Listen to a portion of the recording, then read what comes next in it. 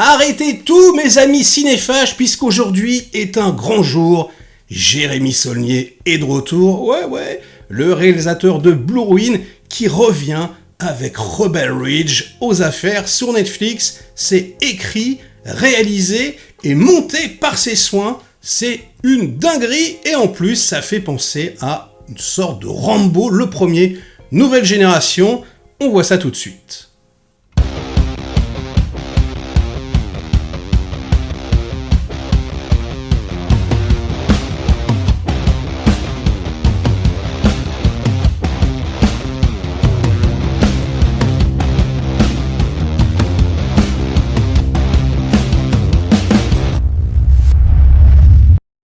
Salut les cinéphages, c'est Merej et aujourd'hui on vient parler du nouveau film de Jérémy Saulnier, un réalisateur que j'adore, qui avait réalisé dans les années 2010 Blue Ruin, un chef-d'œuvre absolu, vous pouvez aller vous jeter dessus, ça sera la recommandation du jour, une dinguerie, un film qu'il avait complètement fait tout seul, avec ses potes, très petit budget, il l'avait écrit, il l'avait réalisé, il l'avait monté, il l'avait même photographié, un petit peu à la Robert Rodriguez, il avait tout fait dessus, et c'était une vraie claque.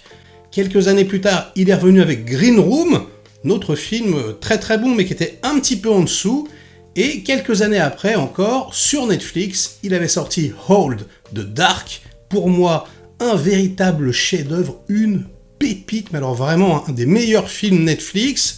Vous pouvez d'ailleurs vous jeter dessus, c'est incroyable réellement.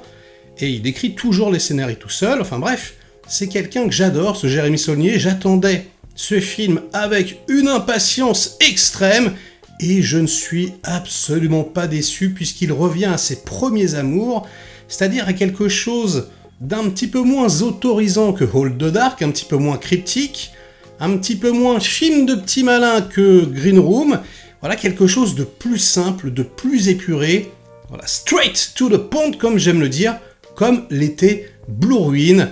Ça s'appelle Rebel Ridge. Regardez-moi cette affiche de toute beauté avec Aaron Pierre dans le rôle principal, qui était l'un des protagonistes principaux du film de M. Night Shyamalan, Hold. Il était d'ailleurs très bon dedans, il faisait le rappeur. Et ici, il campe un ex-marine qui arrive dans une petite bourgade des États-Unis un petit peu paumée comme ça, avec des flics corrompus un petit peu partout.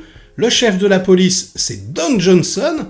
Don Johnson qui a une carrière extrêmement intéressante, franchement, ces dernières années. Il choisit que des petits rôles, mais des rôles extrêmement marquants. Rappelez-vous Django, par exemple, Tarantino, il était génial.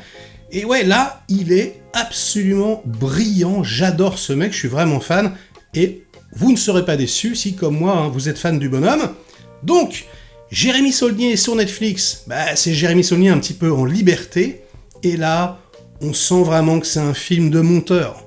Clairement, c'est maîtrisé de A à Z, il n'y a rien qui dépasse, c'est parfait quasiment.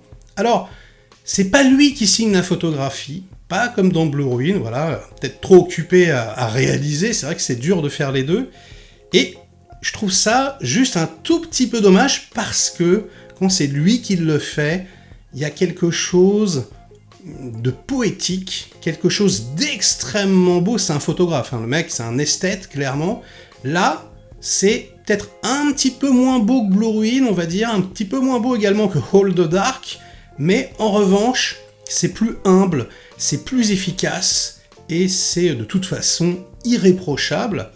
Donc on va suivre cet ex-marine qui arrive dans cette bourgade, il est à vélo, c'est le premier plan du film, et là, il y a une voiture de flic derrière qui lui rentre dedans, sans aucune explication, hop, menotte au poignet, on ouvre son sac à dos, dedans on trouve une liasse de billets, lui il dit que c'est pour aller libérer son cousin, qui est en tôle, il a revendu en gros sa voiture pour pouvoir le faire libérer, c'est la caution, eux, ils veulent absolument pas en entendre parler, donc ils prennent l'argent et voilà, ils lui signent une petite feuille de papier en lui disant voilà, vous pouvez repartir, nous on pense que c'est de l'argent de la drogue, on va la garder, donc on va faire un procès, et puis si vous dites la vérité, vous récupérez le pognon. Sauf que lui il en a besoin maintenant, puisque son cousin en fait, fait un transfert, on le passe d'une prison à l'autre, et en gros, s'il arrive dans cette prison, vu que c'est une balance, il va se faire canner, quoi. Donc il a absolument besoin de ce fric,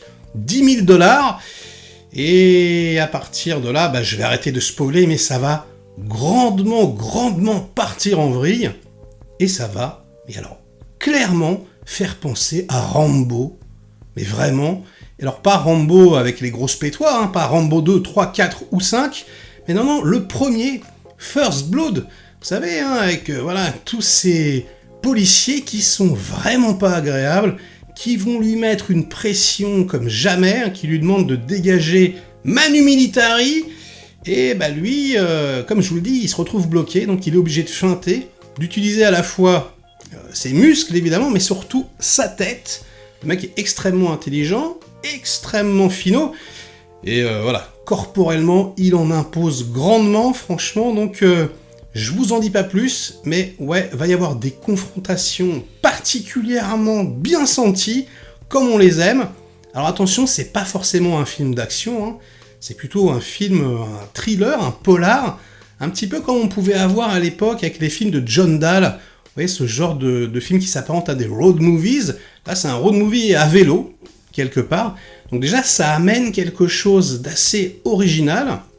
Et puis, on a également au niveau de l'ambiance une musique très atmosphérique, qui franchement colle parfaitement à l'ambiance poisseuse du métrage. Et on est happé du début à la fin. On sait absolument pas du tout ce qui va se passer. On est surpris tout le temps, il y a des retournements de situation, en veux-tu, en voilà. Ça reste toujours très simple, c'est-à-dire que ça essaye pas de faire le film de petit malin, ça essaye pas de vous dire regardez le film d'auteur que je suis en train de vous servir, comme pouvait peut-être le faire un petit peu Hold the Dark. Moi j'adore, hein, mais je comprends qu'on puisse dire c'est un film prétentieux quelque part. Là, non, là on sent que vraiment il veut faire plaisir à son public. Donc, comme je vous le disais, il revient à ses premiers amours, et ouais, c'est franchement, mais ultime.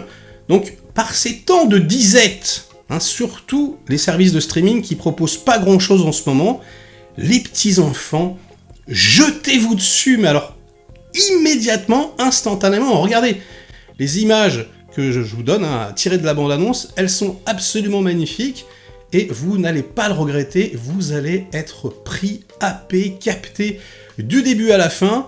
Jérémy Saulnier, je vous le dis, hein, allez voir tous ces films, vous le regretterez pas si vous connaissez pas le bonhomme. C'est pour moi un des meilleurs réalisateurs en activité.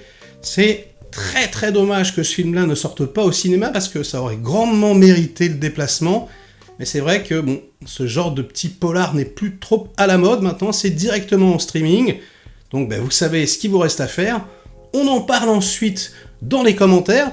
Ça m'intéresse, si vous êtes fan du bonhomme, d'avoir votre classement peut-être. Quel film de Jérémy Saulnier vous préférez ? Je sais que c'est Blue Ruin. Hein. Personnellement, moi c'est Blue Ruin, mais celui-là arrive juste après. Et vous me dites également ce que vous avez pensé du métrage, des prestations des comédiens, hein, évidemment. Voilà, et on se retrouve bientôt pour de nouvelles aventures. Ça sera la fin de cette vidéo. Likez-la si elle vous a plu, diverti un minimum. Délikez-la sinon, inondez-moi de commentaires comme d'habitude pour faire marcher le petit robot YouTube. Et donc on se retrouve très vite. Ciao!